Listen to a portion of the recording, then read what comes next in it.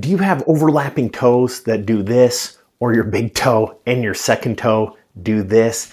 I'm going to tell you all the tips and tricks how to get rid of this at home. Countdown fashion, we're starting now. So overlapping toes, that could refer to the big toe joint overlapping with the second toe. That's the most common. It could be on top, it could be underneath. You could have all the toes curling here. There's a lot of names this goes by. Hammer toes, bunions. There's a lot of easy stuff you can do at home for sure to start getting these better. The important thing to know here is that you have a lot of tendons at the bottom. See these tendons right here? There's muscle layers, there's tendon layers. This is called your flexor digitorum longus. Most people don't realize this, but these tendons actually come above your ankle and they come from the bottom of your toes on the inside of your ankle.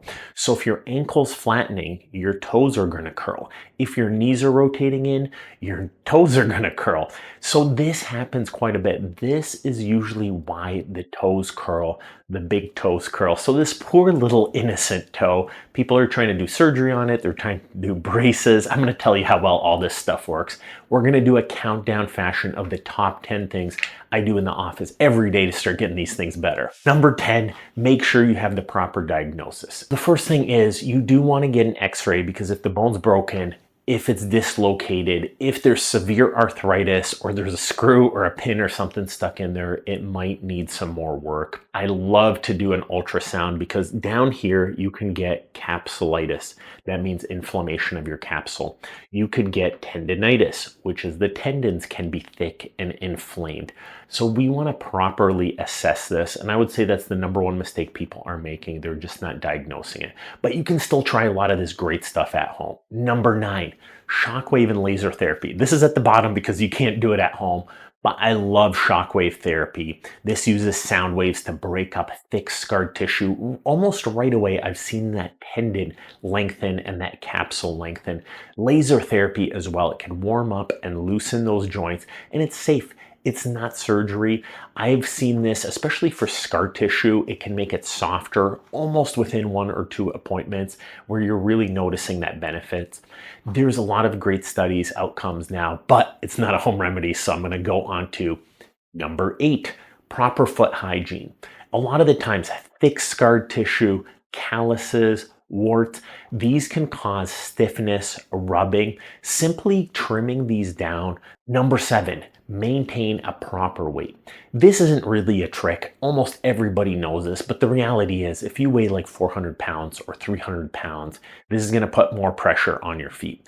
And the sad fact is, I think as of 2023, 44% of adults in America and just as much around the world now are obese. Diabetes rates are skyrocketing. That makes your tendons stiffer. That puts more pressure on your feet. And the main thing here is not that you have to lose fat, but that extra weight makes your knees turn in. It makes your feet flatten out. And as your feet flatten out, those tendons now curl. As I mentioned, those flexor tendons can curl and they contract, and that creates that hammer toe, that overlapping toe. That creates that problem. Number 6, again, not stuff you can do at home, but bone procedures can be done in the office or in the hospital.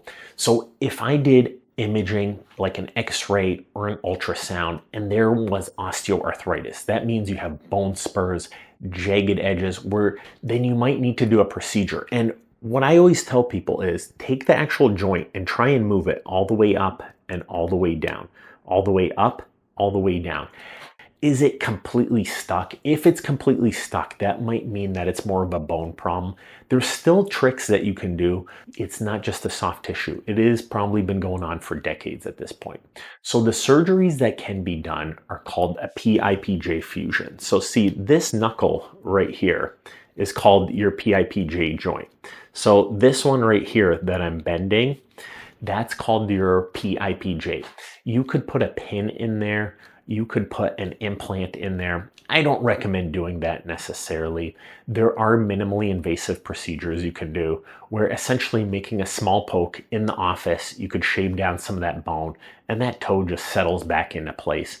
The reality is people who have this type of arthritis are usually older. Now let's talk about soft tissue procedures. If we do an x-ray, or if you test at home and all your toes are bending properly, everything's bending, it's soft tissue at this point. That means you can do minimally invasive soft tissue procedures in the office. Take a look at these tendons underneath here. If your toe is clawed like this, see how they're clawed down?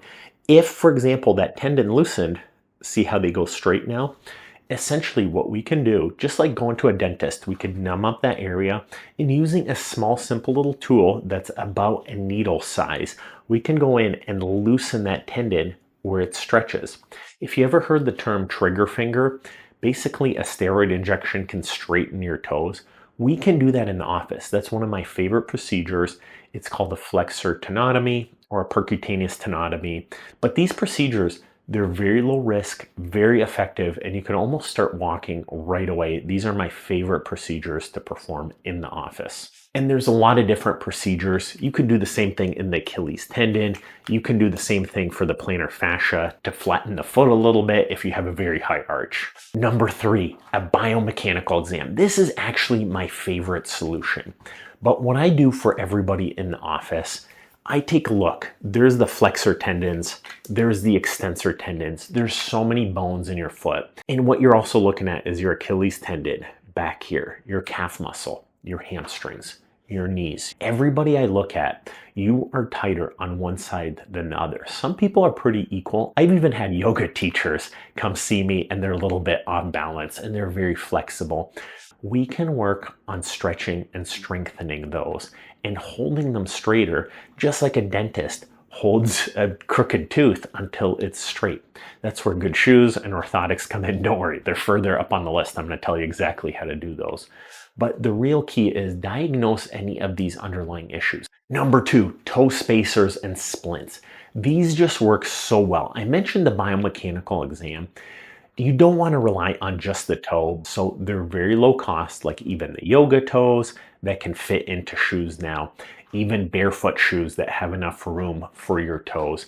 They make a lot of sense. You can fit more room in there. You can hold those toes straighter. You still want to hold your heel straight. You still want to hold your ankle, your knee, and your hamstring straight.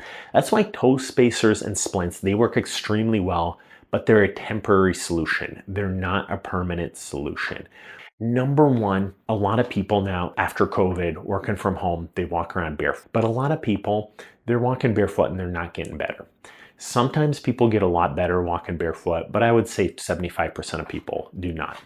In this case, you want to wear some support until you straighten out. And then when you straighten out, that's when barefoot walking makes sense.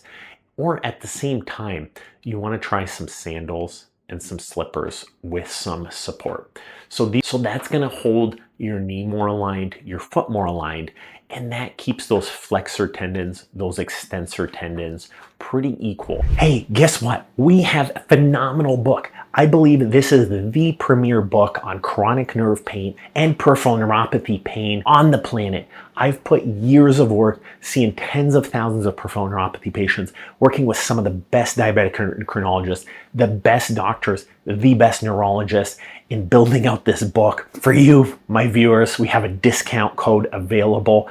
Get on our mailing list and get that book down here.